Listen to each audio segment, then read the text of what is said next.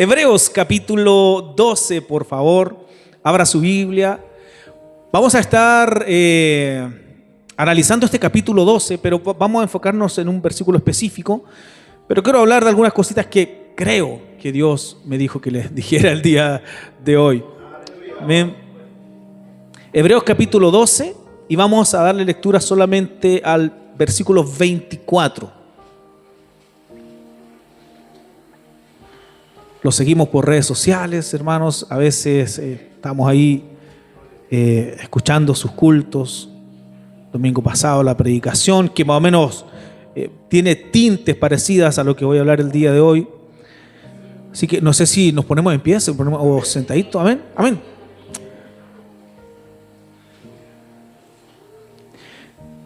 Le damos lectura al nombre del Señor Jesucristo. A Jesús, versículo 24, el mediador del nuevo pacto, y a la sangre rociada que habla mejor que la de Abel. Por favor, leámoslo todos juntos, por favor. Solo el versículo 24. A Jesús, el mediador del nuevo pacto, y a la sangre rociada que habla mejor que la de Abel. Palabra del Señor. Tomen asiento. Al parecer no tuviera mucho significado el texto, sacado a la fuerza de su contexto, ¿cierto? Pero simplemente, si hay una de las cosas que los predicadores hacemos es hablar de Jesús. De hecho, la centralidad del mensaje del predicador es Jesucristo. Es cristocéntrica. Cada vez que usted escucha a un predicador hablando de cualquier otra cosa que no sea Jesús, es una predicación cuestionable, incluso peligrosa. Es más, yo cuando le digo a los hermanos, cuando hablemos del Evangelio, hablemos de Jesucristo. No hable jamás de su iglesia, no hable jamás de su pastor, no hable de que cantan bonito. Hablemos de Cristo Jesús. Y mire, podemos adornar la predicación de Jesucristo con nuestro testimonio, pero no va a ser el pastor, no va a ser las alabanzas, no va a ser mi testimonio el que va a cambiar la vida de las personas. Hay un solo nombre bajo el cielo dado a los hombres en quien podamos ser salvos. Hechos 4, versículo 12, Jesucristo. Amén. Muy bien, dicho esto, hermanos amados, la carta a los Hebreos, hablando teológicamente, no sabemos quién fue que la escribió.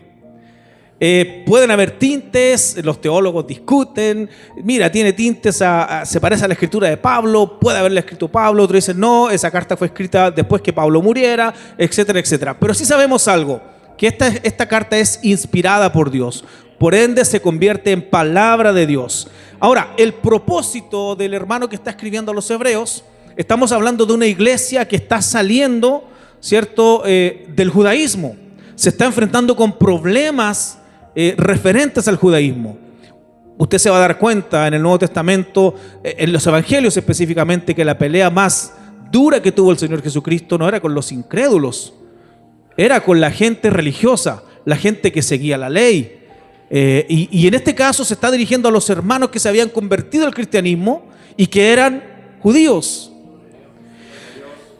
Y esa conversión al cristianismo naturalmente trajo persecución, trajo angustias, porque los de su nación los miraban como apóstatas. Esta gente apostató de la ley, apostató de Moisés y ahora está siguiendo a un tal Jesucristo.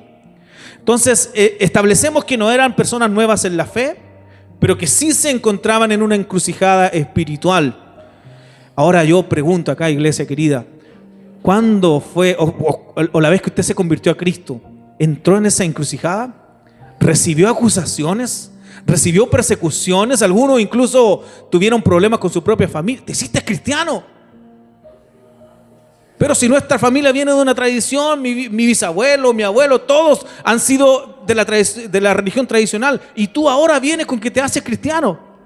Hermanos, el nombre de Cristo va a traer bendición, pero también va a traer oprobio. Vamos a ser burlados, vamos a ser perseguidos, vamos a ser atacados simplemente por el hecho de creer en Jesucristo. Nadie se ofende por Alá, nadie se ofende por Mahoma, nadie se ofende por ningún tipo religioso, pero el nombre que ofende a las personas es el nombre de Cristo. Qué extraño, ¿no? Y nuestros hermanos estaban en esa encrucijada. sufriendo. Y al hermano que les escribe esta epístola le es necesario hablarle de todas estas cosas. Se enfrenta a personas que están probablemente cansados, presionados, incluso tentados a retroceder. Cuando usted llega al capítulo 10, el escritor termina su discurso diciendo: pero nosotros no somos de los que retroceden. Es decir, hermanos, vamos adelante. Sin lugar a dudas, amados hermanos, este capítulo para mí es confrontativo en mi propia vida personal, pero es una exhortación culminante que está conectada naturalmente con el capítulo 11. ¿Se acuerdan del capítulo 11 de Hebreos? El capítulo 11 es denominada la galería de los hombres de fe. Se pasa todo el capítulo 11 exaltando a aquellos hombres que creyeron en el Señor Jesús. Por la fe estos conquistaron, por la fe hicieron esto, por la fe hicieron esto otro. Ahora, una vez que los llena de esa esperanza de fe, en la fe hay poder, en Jesucristo hay poder. Ahora quiero que sepan esto. De alguna manera comienza el capítulo 12. De alguna manera, después de presentar a los héroes de la fe, ahora dirige la mirada a aquellos hermanos que estaban en sufrimiento. Y hoy el Señor les habla a la iglesia Adora a Dios de aquí de Loreto. Hermanos, en este capítulo, el escritor, al dirigir la mirada ahora a ustedes, ya saquemos a los hermanos hebreos, ahora aquí a la iglesia personal, lo que está tratando de hacer es mostrar que como iglesia debemos perseverar en la fe, que tenemos que tener una disciplina, que debemos buscar la santidad como una respuesta a un llamado que Dios nos ha hecho a nuestro corazón. De alguna manera, hermanos, este capítulo nos invita a correr la carrera con paciencia. Y muchas veces bajo sufrimiento, ¿no? ¿Quién no ha sufrido en el Evangelio?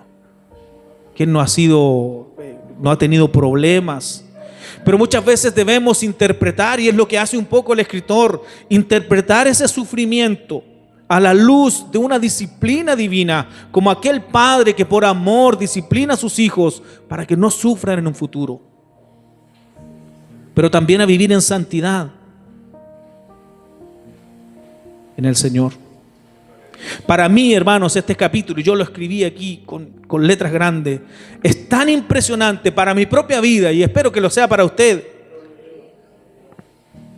que aquí logro ver en este puro capítulo cómo convergen varias doctrinas de las Escrituras. Por ejemplo, la doctrina de la perseverancia, la doctrina de una disciplina divina de parte de Dios a aquellos que ama.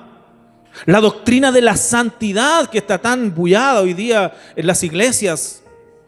La doctrina del peligro de la apostasía, que hay una corriente teológica que está negando la posibilidad de que un cristiano rebelde pueda apostatar de su fe. Cuando la Biblia está llena de referencias y de advertencias. Cuidado, cuídense. Y es lo que Pablo le dice a Timoteo en el capítulo 4.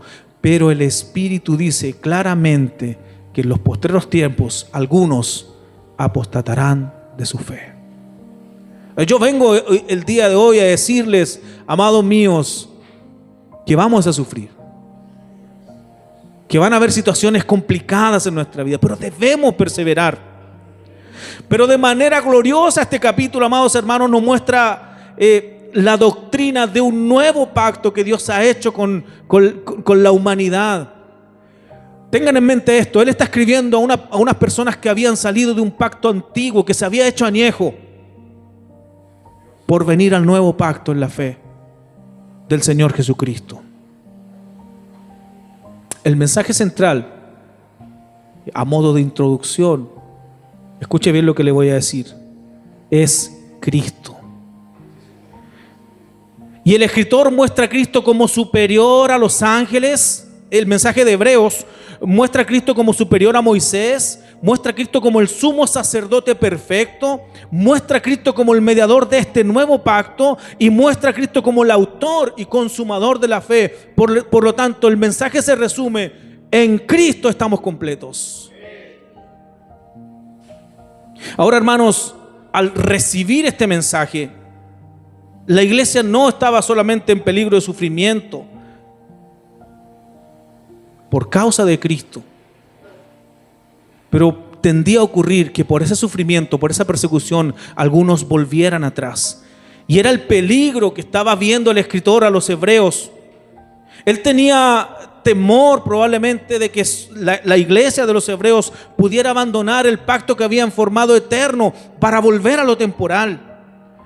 Tenía temor que a lo mejor que aquellos que habían tomado el pacto celestial ahora volvieran a lo humano. Tenía temor que desecharan lo vigente por lo que ya había caducado. Por eso, hermanos míos, en toda la carta el autor de Hebreos intercala varias advertencias que se las voy a nombrar. En Hebreos 2:1 dice: no sea que nos deslicemos. En el capítulo 3, versículo 12 dice que hay que tener cuidado, que no sea hallado uno que haya un corazón malo de incredulidad. En el capítulo 10, versículo 26, advierte para el que peca deliberadamente. Y luego en el capítulo 12, después de hablarnos de la disciplina del Padre, el autor nos confronta con una pregunta que está implícita para aquel que estudia las Escrituras. Y esta pregunta es: ¿cómo debe vivir o cómo vive alguien que ha sido alcanzado por Cristo? ¿Cómo debiera vivir yo, amados hermanos, una vez que ya pertenezco a este reino eterno? Hermanos, por ende el pasaje o el capítulo en el cual estamos citándose el día de hoy no es solo una exhortación, es un llamado a vivir con expectativas eternas. No estamos aquí por casualidad. No es que me levanté hoy día en la mañana, voy a ir a la iglesia hoy día. No, sabemos, como decía el pastor, nuestro corazón anhelaba estar aquí, porque sabemos que estar en la presencia de Dios es estar en lo eterno. Hermanos, y probablemente el venir a Cristo, el decidir por Cristo, traiga aflicción a nuestra vida. Lo vamos a suceder, va a pasar. Yo vengo a decir el día de hoy, hermano, no se rinda. Pero por otra parte, hermano, no se contamine. Pero por otra parte, hermanos, no ignore la voz de Dios, que son los llamados de este capítulo. Y por otra parte, no cambie lo eterno por lo pasajero. Y esto se los digo porque estamos en una generación que está siendo sacudida. Lamentablemente estamos en una generación donde las redes sociales tienen la mayor atención de las personas. Yo veo niños chiquititos ya aprendiendo con la tecnología, son inteligentes. Los jóvenes están 3, 4, 5 redes sociales y ahí estamos invadidos de tanta doctrina, de tantas iglesias, de tantas predicaciones. Y pudiera ser, amados hermanos, que tanta información tuviera la tendencia a confundirnos.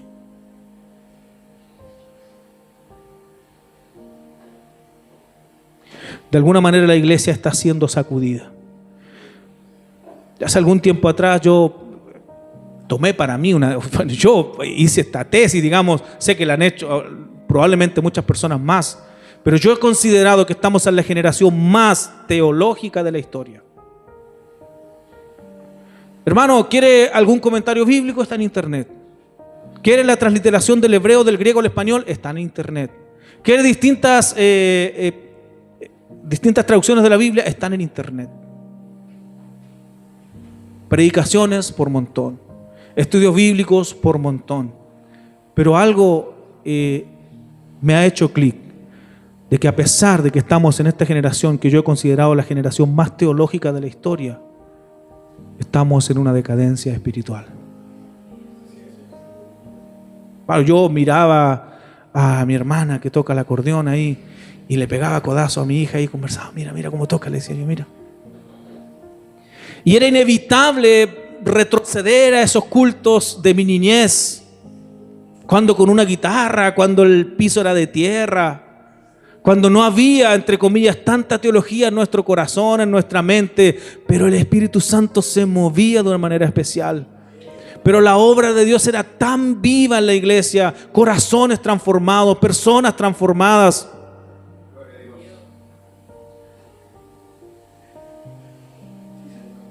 Y algo sucedió. Yo no sé si, en realidad yo he tenido la oportunidad de estudiar algo de teología y no sé si les pasará a todos, pero en realidad algo sucedió que mientras más conocimiento adquirimos, pareciera ser que fuimos dejando de lado la otra parte. Nos hemos desequilibrado.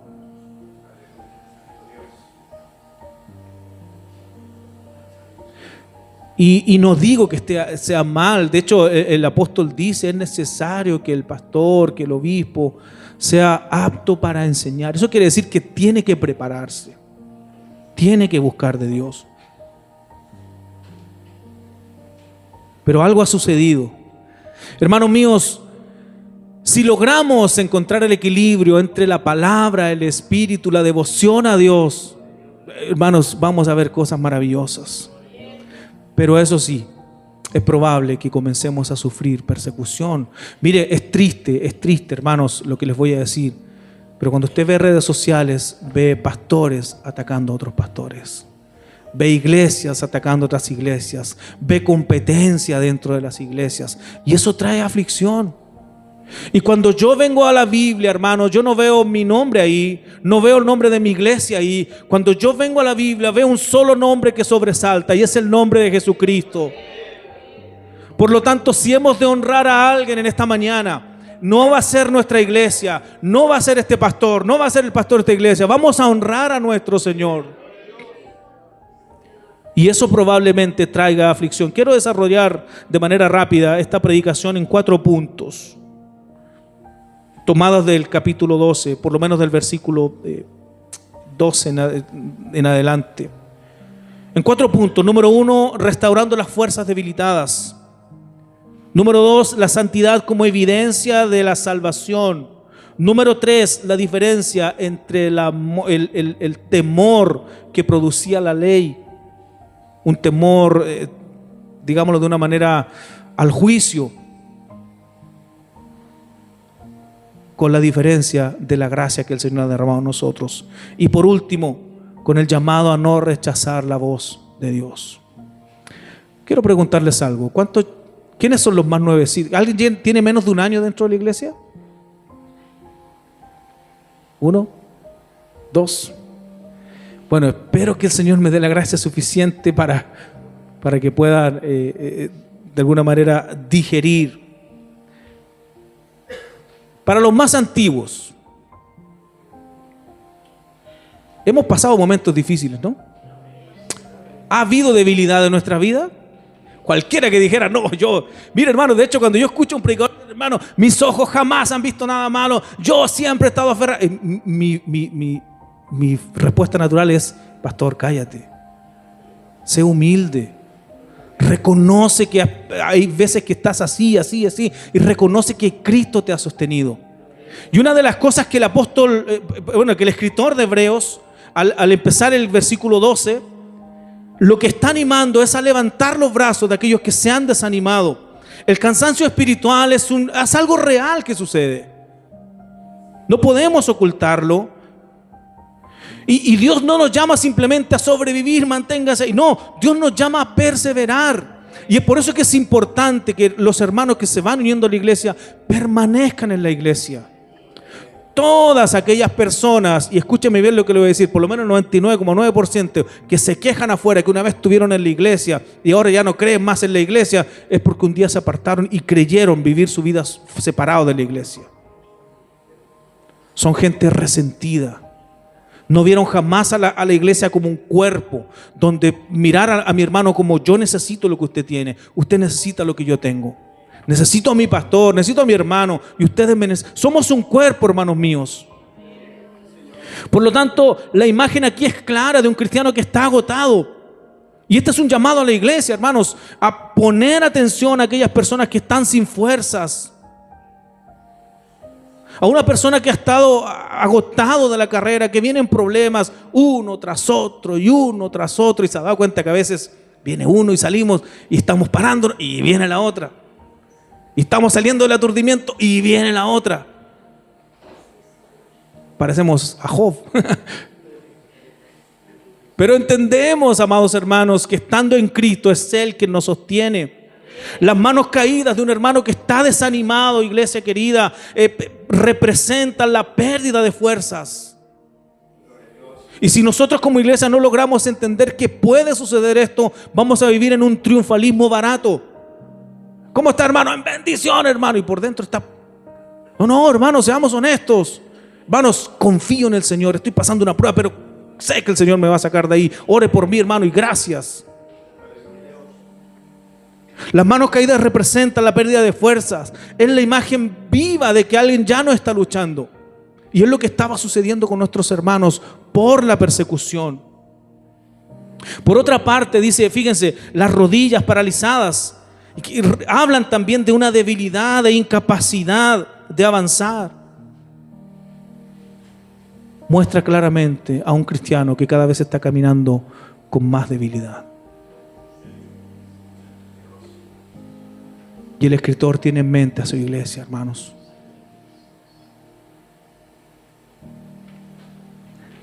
En palabras sencillas, un hermano que está en cansancio muestra una vida espiritual completamente agotada, debilitada y casi al borde de rendirse.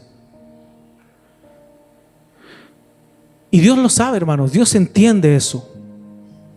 Pero que Dios entienda no significa que Él nos va a decir, ok, hermano, estás cansado, ya, deja todo, ya descansa, no te preocupes, ya. No, el texto dice, levanten las manos caídas, las rodillas paralizadas, es tiempo de seguir adelante. Sé que están sufriendo, sé que hay dificultad, sé que están siendo atacados, yo no sé cómo será su vida, hermanos, pero el Señor la sabe. Pero es tiempo de levantarse, dice Él. Hay momentos donde el cansancio pesa, pero el Espíritu Santo sigue llamando a levantarnos. Gloria al Señor por eso. Pero lo otro que quiero decirles, no debemos tampoco entender el sufrimiento generalmente como un castigo o como un abandono de Dios, porque les voy a decir algo, es probable que Dios esté usando ese sufrimiento para tratar con nosotros. ¿Se acuerdan ustedes del apóstol Pablo? 3 veces le pidió al Señor, Señor, quítame este aguijón, por favor. Y la respuesta del Señor fue, no, Pablo, no te lo voy a quitar. Bástate mi gracia, porque mi poder se perfecciona en tu debilidad. Y por eso el apóstol termina con esta tesis preciosa que yo también le he adoptado para mí. Por tanto, con fuerzas diré, cuando soy débil, soy fuerte. Porque no descanso en mi debilidad, descanso en Él. Por una parte es eso, hermanos, confiamos en el Señor. Pero el escritor también del capítulo 12 nos habla de la santidad. Como diría Gigi Ávila, se nos fue el gozo a los zapatos. Hablar de santidad en la iglesia hoy día está como difícil, hermano, está complicado. Cualquier persona se ofende, cualquier persona se siente mal. Pero mire, hermanos, yo el otro día simplemente explicando esto, la santidad significa simplemente ser separado para Cristo. Y cuando vemos la Biblia, la santidad la vemos de 2 maneras, de forma posicional y de forma de responsabilidad. Por ejemplo, cuando vamos a 1 Corintios capítulo 1, versículo 1 y 2, creo que son, Pablo, apóstol de Jesucristo, a los santos que están en Corinto, estoy parafraseando, o a los santificados, y dice después, llamados a ser santos. ¡Uy! ¿Qué pasó ahí? Bueno, la respuesta es sencilla. Santificados como posición, somos santos porque Cristo nos hace santos, pero también somos llamados a ser santos, es decir, a apartarnos para el Señor.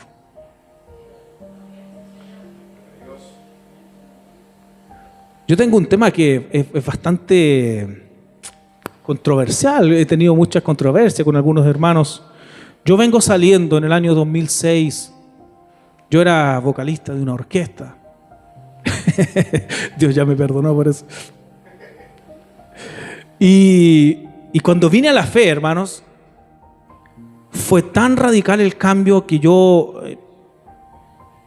no concibo hasta el día de hoy que haya un creyente, y perdón hermanos, por favor perdónenme, que haya un creyente que el día domingo esté tocando con su guitarra en la iglesia, pero ayer estuvo en el baile con esa misma guitarra tocando. Eso no es santidad. Apartarse es para Dios.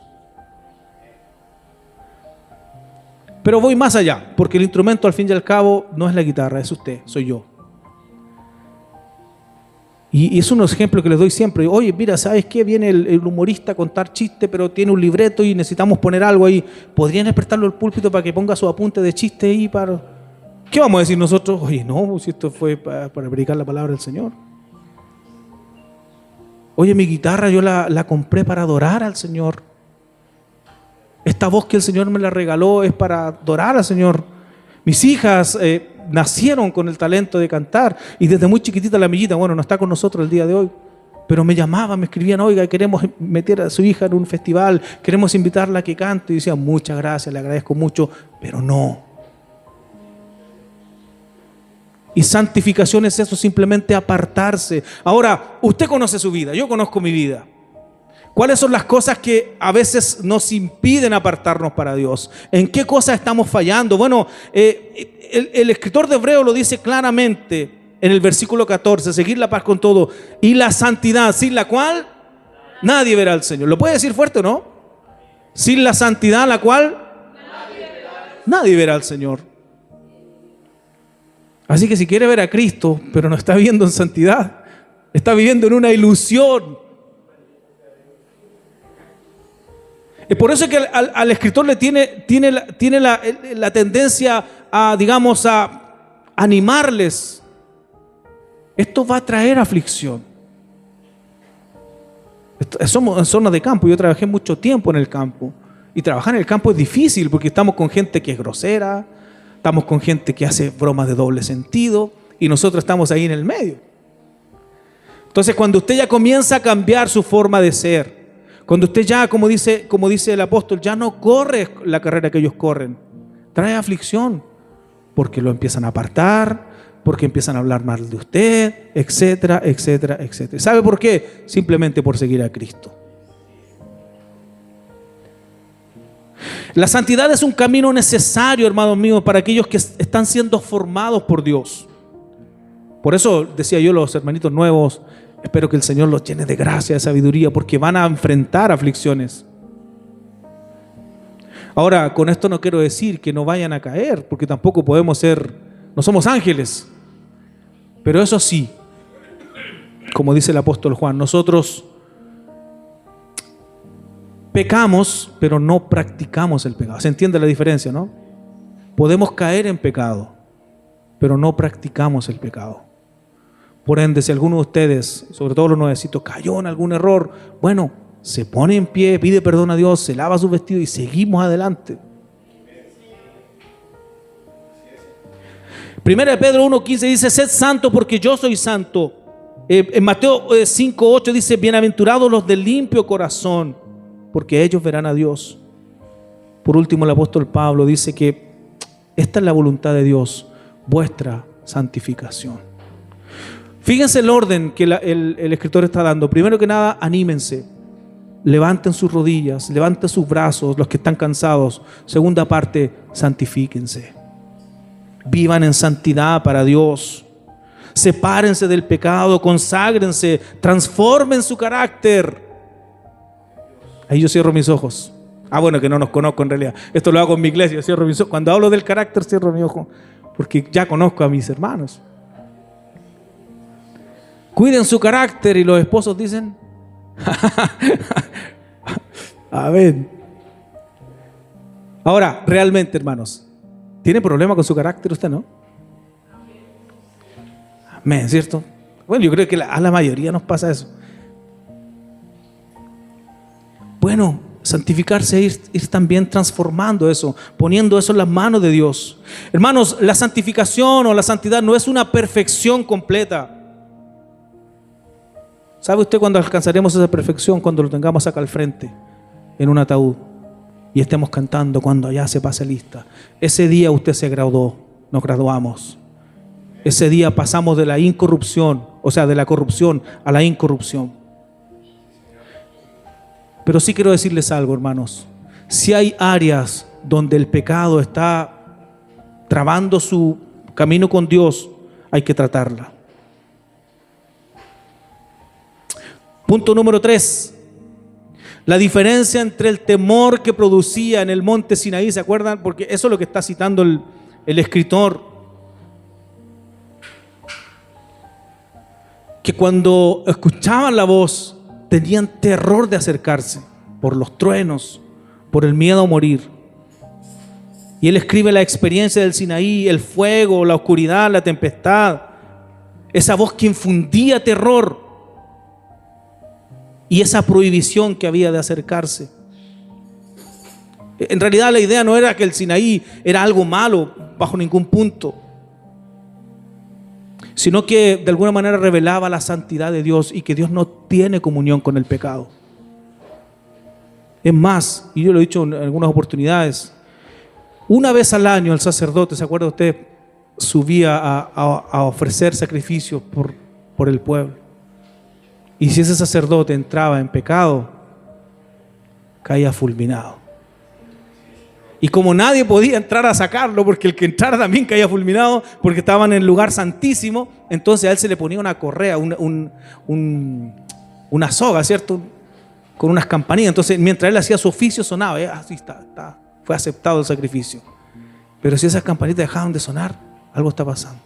Y como no podían entrar al lugar santísimo, mejor tiraban la soguita y lo sacaban para afuera. ¿Se entiende la gravedad con la que el Señor toma el pecado, hermanos?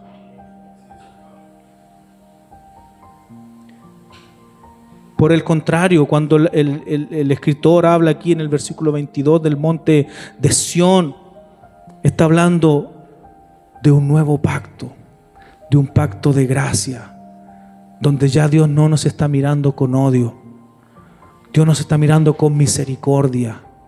De tal manera amó Dios al mundo, de tal manera nos amó que envió a su Hijo a morir por nosotros.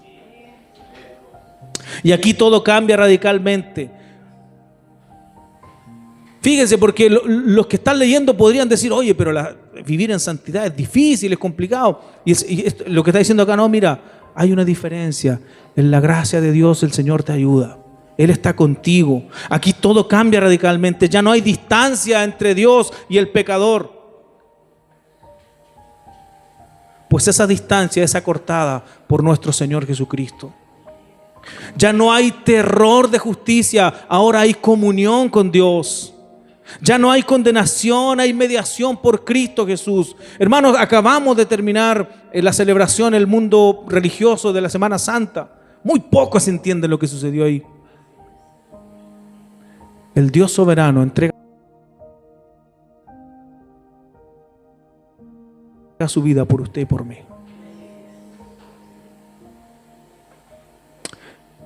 Y ahora el mismo escritor de Hebreo en el capítulo 4 dice con certeza, ahora sí, acerquémonos confiadamente al trono de la gracia. Ya no hay temor, ya no hay dudas. Cristo pagó el precio por nosotros. Fíjense el orden, levántense, santifíquense, porque Cristo está con ustedes.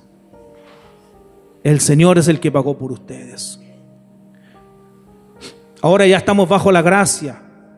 No estamos frente a un monte que produce terror. Hay comunión, hay mediación. Cristo es el centro. Y es por eso que la frase del escritor dice, ahora la sangre de Cristo habla mejor que la de Abel. Bendito sea el Señor por eso. Por último, y este es el llamado, hermanos, que quiero hacerles a esta iglesia.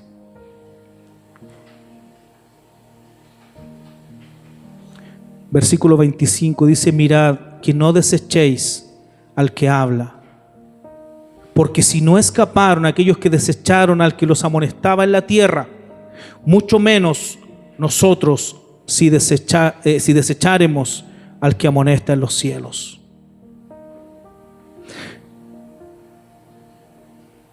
Yo no sé cuántas veces usted se ha sentido confrontado con Dios. Pastor, ¿me puedo sacar la...? ¿Sí? Permiso, hermanos. Me dio calorcita.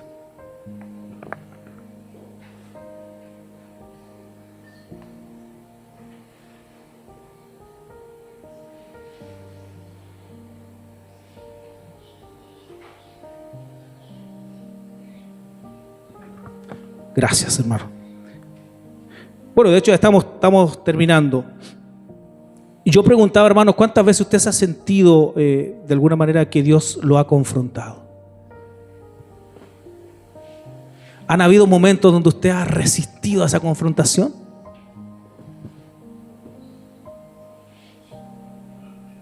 Yo me acuerdo, hermanos, en una ocasión, hace muchos años atrás, mi papá me dice, mira hijo, vamos a estar en una vigilia, quiero que me acompañes. Yo en ese entonces no era cristiano, para nada. Estaba tocando en la orquesta, entonces, ¿me puedes acompañar, por favor? Y yo, ok, papá. Y la iglesia era chiquitita, más chiquitita que acá. Dicho sea de paso, conversábamos con los hermanos que esta es muy similar a nuestra congregación, no importa. Y entonces me dice, hijo, mira, vamos a ganarnos acá. Y yo me gano adelantito con el coro ahí y llevo mi instrumento, mis guitarras eléctricas, mi pedalera, mis equipos y ahí todo ahí yo. Y me gano ahí. Entonces pruebo yo, sonaba todo bien y va a comenzar el culto y hermano, es que Dios es extraordinario. Esa cosa no sonó. Mis instrumentos que yo ocupaba todos los fines de semana no sonaron. Y movía cables y decía, pero si está todo bien conectado. Y cambié acá, corté mis cables que me habían costado mucha plata, hice conexiones, no sonó. Ahí mismo el Señor me avergonzó.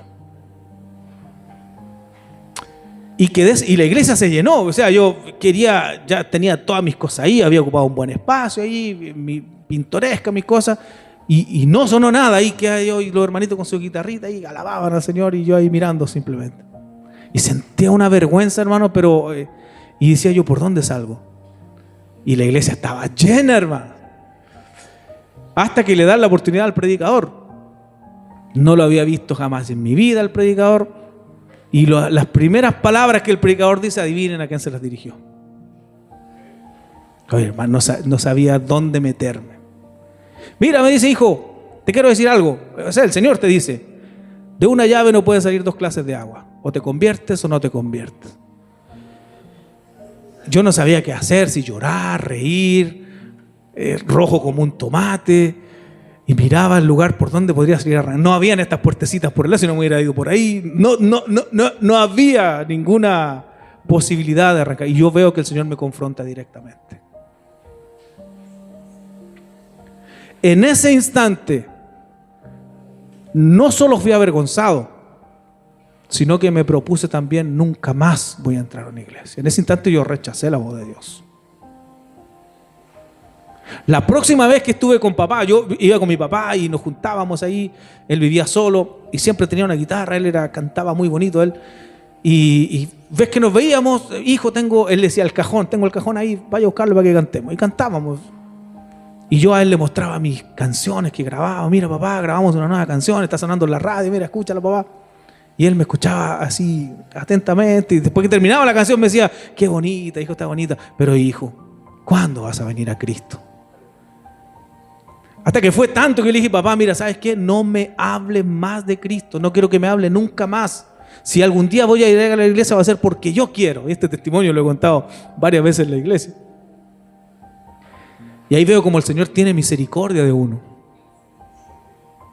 Bueno, el Señor tomó a mi hija mayor, a la Millaray. Nosotros tocábamos bastante, ganábamos dinero y nos dábamos cuenta que ese dinero lo invertíamos en pediatra. En aquellos años, estoy hablando del 2005, una consulta de 50,000 pesos era mucho dinero. Entonces todo el dinero que yo ganaba en la orquesta se iba para allá, no crecíamos. Y fue tanto lo que empezó a suceder que yo, estando en rebeldía, le empecé a decir a mi esposa: oye, amor, en una de las noches terribles que tuvo la amiguita, le dije: amor, ¿tú crees en Dios? Sí, yo creo en Dios. ¿Sabes que voy a orar por mi hija? Yo, hermanos, es que es increíble. Usted puede decir: oh, no. Y en rebeldía yo oro al Señor: Señor, tú tienes el poder. Yo vi a mi papá cuando oraba y la gente se sanaba. Y hermanos, adivine qué sucedió. Sanaba. Empezamos a ver la obra de Dios hasta que Dios trata directamente con mi vida, pero lo estuve rechazando constantemente. Ahora, yo no sé cuánto le sucedió eso a usted, pero el problema no es ese. El problema, gracias al Señor, que pudimos venir a la fe. Algún día le voy a contar completo el testimonio. Pudimos venir a la fe. El problema es que cuando estamos en la fe, cuando estamos siendo regenerados, cuando Cristo nos ha perdonado, ahora ya comenzamos a rechazar la voz de Dios. Comenzamos, digamos, como los nutricionistas, comenzamos a tomar lo que nos gusta, nomás lo que nos sirve. De ahí un evangelio le llamaríamos light, donde le quitamos componentes. No, esta parte no me gustó. No, eso de la santidad no. Mira, el pastor habló de que tenemos que levantarnos. Ah, sí, bendito sea el Señor. Pero de la santidad no me gustó mucho. Pero eso que tenemos que escuchar la voz de Dios tampoco. Y comenzamos nosotros a rechazar. Y fíjense, y esto tiene que ver todo con el sentido de lo que está escribiendo. Porque los problemas pueden llevar a rechazar. Porque las persecuciones pueden llevar a rechazar a nuestro Señor. Porque las dificultades pueden llevar a endurecer nuestro corazón. Y quizás muchas veces Dios desde este púlpito, usando a sus pastores, a sus predicadores, ha tratado con ustedes y ustedes han endurecido su corazón. Yo no lo sé en realidad. Es un ejemplo. Puede suceder, puede haber sucedido, pero puede suceder. Y aquí el escritor dice: mirad, no desechéis al que habla. Y le tengo una noticia: Dios no ha dejado de hablar. Dios sigue hablando el día de hoy. ¿Cuántos dicen amén a eso? Dios sigue hablando a su pueblo. Hermanos, Dios sigue tratando con nosotros. Pastor, mire, ¿sabe qué? No entiendo mucho la Biblia. Yo leo, pero no me queda. Sí, le tengo que decir algo. Dios sigue hablando a su corazón. Hermanos míos, ignorar la voz de Dios tiene consecuencias. El verbo mirad que ocupa aquí en el versículo 25 implica una alerta espiritual urgente. No es una recomendación suave, es una advertencia clara del Señor a estar alertas, a estar presentes, atentos a lo que Dios quiere decirnos. Hermanos míos, si hay una referencia clara que Dios nos habla, es por intermedio de su palabra. Usted lo cree, ¿no? Usted debe, cuando abra su Biblia, debe creer con certeza de que Dios le está hablando a su corazón. Ahora el problema es que tiene que abrirla. Tiene que abrir su Biblia, tiene que leer la palabra del Señor. Dios puso en mi corazón hace muchos años atrás que estas pequeñas, ya desde pequeñas, pudieran memorizar todos los libros de la Biblia, para que cuando el pastor le dijera: vamos a abrir la Biblia en Job, Job, están los profetas menores, etcétera, etcétera. Tratar con ellos. Los adultos, hermanos, no tengan su Biblia de amuleto en el velador, han abierto en el Salmo 91. No, dejen que el Señor les hable a su corazón. Hermanos, no tengan la menor duda que cuando el predicador se para en este lugar, algo Dios le está hablando a usted. Pero Dios también habla por su Espíritu. No podemos rechazar cuando Dios nos ministra a nuestro corazón, a nuestro espíritu. Hermanos, no me puedo olvidar de una situación que escuché. Hay un pastor que a mí me gusta mucho escuchar, que es Chuy Olivares, no sé si lo han oído. Él cuenta un testimonio y dice: mira, ¿saben? Estábamos en una conferencia de pastores tremenda, dice él. Y le entregan al predicador y el predicador se para aquí y dice: ¿saben qué? Voy a predicar la palabra del Señor, pero no puedo hacerlo. Dios me está diciendo que diga esto. Entonces mira a uno de los pastores anfitriones y le dice: debes arrepentirte. Dios me está diciendo que golpeas a tu esposa. Y ese pastor se ofende de una manera. ¿Cómo se te ocurre decir eso? Bueno, Dios me está hablando. Y miran a la esposa y la esposa comienza a llorar. Y bueno, ¿te vas a arrepentir o no? Yo lo único que te debo decir, no puedo decirte nada más. Si te arrepientes, oramos al tiro por ti. Y la esposa llorando y bueno, él después de resistir, porque eso es lo natural de cuando nuestro pecado es confrontado, lo natural es resistir. Hermano, lo vimos allí en la cantina. No era yo, pastor. Hermano, lo vimos haciendo. No era yo. Lo natural es resistir. Bueno, el hombre termina confesando su pecado. Se arrepiente, oran por él y el pastor sigue. Ok, abramos nuestra Biblia. Pero muchas veces Dios no va a hablar de esa manera. Dios va a tomar a alguien incluso para tratar con nosotros. Dios va a traer convicción a nuestra vida. El problema es a no rechazar la voz de Dios naturalmente cuando corroboremos que es Dios el que está hablando. Pero lo más seguro es la palabra del Señor. Ahora pregunto, iglesia, ¿estás escuchando la voz de Dios? Y al escuchar la voz de Dios, ¿estás siendo sensible o estás endureciendo tu corazón? Porque el texto dice, porque si no escaparon aquellos que desecharon al que los amonestaba,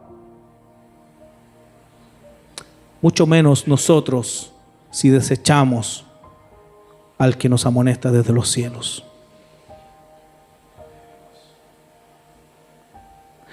Para alguna teología muy de moda en este tiempo, existiría lo que se conoce como la gracia irresistible. No, mira hermano, aquellos porque Cristo murió, por los que Él pagó, ellos jamás podrán resistirse a la gracia de Dios. Y nosotros vemos en la Biblia que el pueblo constantemente estuvo resistiendo a Dios. Dios habló desde el monte y hubo consecuencias por la desobediencia. De hecho, cuando nosotros entramos al libro de Hebreos, el primer versículo dice la Escritura: Dios, habiendo hablado de muchas maneras y muchas veces por los profetas, ¿cierto? Ahora en este tiempo nos ha hablado por Jesucristo. Él es la revelación mayor, la responsabilidad también es mayor. Rechazar a Cristo, hermanos, es más grave que rechazar la ley. Y termino dándoles este consejo. Pastor, ¿cómo yo puedo saber si estoy rechazando a Dios? Bueno, a veces el dejar de obedecer o postergar esa obediencia es un grado de rechazo a Dios. El endurecer el corazón a Dios, el justificar el pecado. No, si no es tan malo, pastor.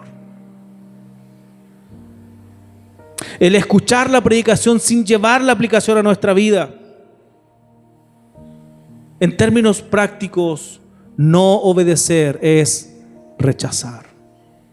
Por lo tanto, hermanos, ¿qué les tengo que decir el día de hoy? Si hay alguien en debilidad o ven en la debilidad, levante sus brazos, busque a Cristo con todo su corazón, afírmese en la santidad, descanse en la gracia de Cristo y en último lugar, no rechace la voz de Dios. Si mantenemos esta línea, hermanos míos, podemos estar seguros en nuestro Señor. Amén. Pongámonos en pie, por favor.